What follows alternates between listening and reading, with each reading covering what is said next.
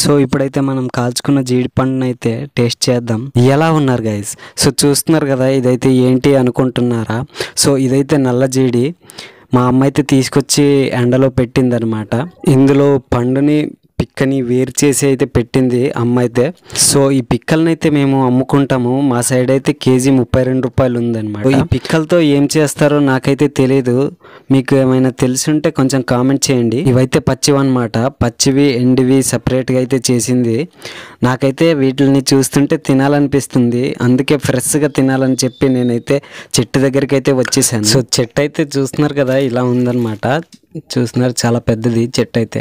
So ఇదిగోండి చూడండి, ఇవైతే నల్లజీడి పళ్ళు అన్నమాట. చూసారా ఎన్నోటి కాసున్నాయో ఒక కొమ్మ దగ్గర. పళ్ళు కూడా చూసారా ఎంత ఫ్రెష్గా ఉన్నాయో. సో నేనైతే చూపిస్తాను దగ్గర నుండి.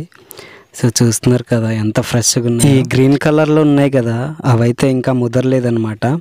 సో వాటిని అయితే చిలుకలు ఎక్కువ తింటుంటాయి. పొద్దున్నే చూడగానే ప్రతి ఒక్క చెట్టు దగ్గర చిలుకలు ఉంటాయి అన్నమాట. సో చెట్టుకి తీద్దామంటే అవ్వదు వీడియో తీయడము. అందుకే సో నేనైతే ఎలాగో దొరుకుతున్నాయి కదా కింద నుండి. సో నేనైతే కింద నుండి తీసుకుంటున్నాను అనమాట. వీటిని అయితే ఇరిపేసుకున్నాను. సో కొమ్మతోనే తీసుకున్నాను, ఎందుకంటే తీసుకెళ్ళడం బాగుంటుందని చెప్పి ఇంటికైతే. నేనైతే ఎన్నోటైతే తెంపుకున్నాను, నాకైతే ఇవి సరిపోతాయి. సో మనమైతే వీటిని ఇలాగే తినడం కుదరదు. వీటిని అయితే కాల్చుకొని తినాలి. అలాగే తిన్నా పర్లేదులే, కానీ కొంచెం టేస్టీ కొంచెం బాగోదు, జిగటగా ఉంటుంది అనమాట. నేనైతే వీటి పిక్కల్ని అయితే తీస్తున్నాను. వీటిని పిక్కలతో అయితే కాల్చకూడదు, ఎందుకంటే వీటి పొగ తగిలితే మనకే ఇబ్బంది అనమాట. సో మనకి పిక్కలు తీసేస్తే అయితే ఇలా ఉంటాయి పళ్ళు. చూసారా ఎంత బాగున్నాయో. వీటిని అయితే ఇప్పుడు కాల్చుకోవాలి మనం.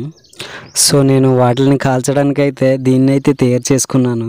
సో చూడండి, ఇలా అయితే తయారు చేసుకున్నాను ఒక పుల్ల అయితే. సో మనం ఇందులో పెట్టి వాటిని అయితే కాల్చుకోవాలి. నల్లజీడి పళ్ళని ఈ పుల్లకైతే గుచ్చుకోవాలి మనమైతే ఒకటేసి.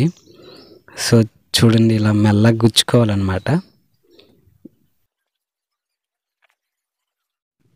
ఇలా మొత్తం పళ్ళని గుచ్చుకున్నాక మనమైతే దీన్ని పొయ్యిలో అయితే కాల్చాలి. సో చూడండి, దీన్ని అయితే పొయ్యిలో అయితే కాల్చాలన్నమాట. సో ఇప్పుడైతే నేను దీన్ని అయితే కాల్చుతున్నాను. సో ఇలా మంటలో కాకుండా నిప్పుల్లో కాల్చితే ఇంకా బాగుంటుంది. ఇలా మంటలో కాల్చామంటే ఈ కర్రపుల్లు ఉంది కదా, ఇదైతే కాలిపోయే అవకాశం ఉంటుంది. అందుకే నిప్పుల్లో కాల్చుకోవడం బెస్ట్, మంటలో కాకుండా. నేనైతే జీడిపళ్ళని అయితే కాల్చేసాను. చూడండి ఇలాగైతే ఉంది. మీకైతే ఎండిన జీడిపండు కూడా చూపిస్తాను. సో చూడండి, ఇదిగోండి ఎండిన జీడిపండు అయితే ఇలా ఉందన్నమాట. సో చూస్తున్నారు కదా, చూడండి అచ్చం ఖర్జూరం లాగే ఉంది కదా, చూస్తున్నారా? దీనైతే పర్లేదు, అలానే తినొచ్చు, కాల్చుకోవాల్సిన అవసరం లేదు. తీయగా ఉంటుంది, పర్లేదు, బాగానే ఉంటుంది. మీలో ఎవరైనా దీన్ని తినుంటే కొంచెం కామెంట్ చేయండి. సో ఇప్పుడైతే మనం కాల్చుకున్న జీడిపండుని అయితే టేస్ట్ చేద్దాం. మనం కాల్చుకునేటప్పుడు పై పొర అయితే మాడిపోయింది కదా, దాన్ని అయితే ఇప్పుడు తీసి తినాలి. సో దీని పై పొర అయితే ఇప్పుడైతే తీయాలి. సో మనమైతే తీద్దాం ఇప్పుడైతే దీని పై పొర అయితే. సో చూడండి లోపలైతే ఎలా ఉడికిందో, చాలా అంటే చాలా బాగా ఉడికింది గైస్. సో చూస్తున్నారు కదా ఎంత బాగా ఉడికిందో. సో ఇప్పుడైతే మనం దీన్ని టేస్ట్ చేద్దాం.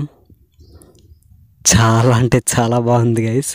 సో గైస్ మీరైతే వాయిస్కి వీడియోకి ఏం సింక్ అవ్వట్లేదు అనుకోకండి. నేనైతే మైక్రోఫోన్ పెట్టుకోవడం మర్చిపోయాను అనమాట టేస్ట్ చేసేటప్పుడు.